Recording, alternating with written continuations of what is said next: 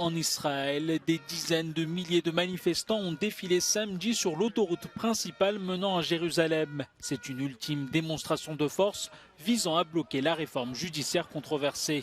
Alors qu'un vote crucial sur la réforme judiciaire doit avoir lieu ce dimanche, plus de 1100 réservistes de l'armée de l'air israélienne ont menacé vendredi de suspendre leur service volontaire. L'annonce du projet de loi en janvier a déclenché l'un des plus grands mouvements de contestation de l'histoire du pays qui mobilise chaque semaine des dizaines de milliers de manifestants. Allongés et attachés les uns aux autres pour former une chaîne humaine.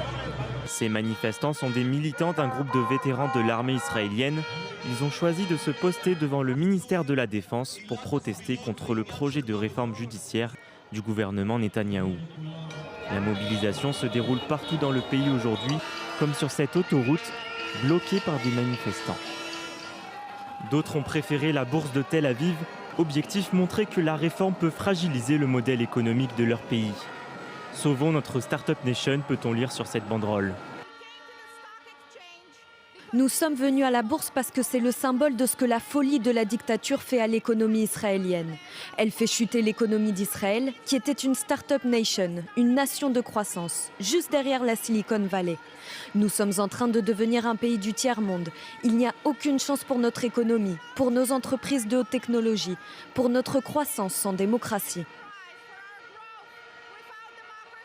Dans le viseur des manifestants, un amendement très critiqué, qui vise à empêcher que le pouvoir judiciaire puisse se prononcer sur le caractère raisonnable des décisions du gouvernement. Hier, lors de la réunion hebdomadaire du cabinet israélien, Benyamin Netanyahou s'est défendu de toute atteinte à la démocratie.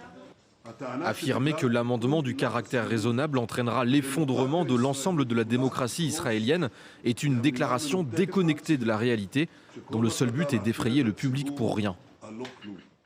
En janvier dernier, Benyamin Netanyahou lui-même avait dû se plier à l'avis de la Cour suprême et démettre de ses fonctions le numéro 2 de son gouvernement, condamné pour fraude fiscale. Une contrainte qui serait levée si la réforme aboutit.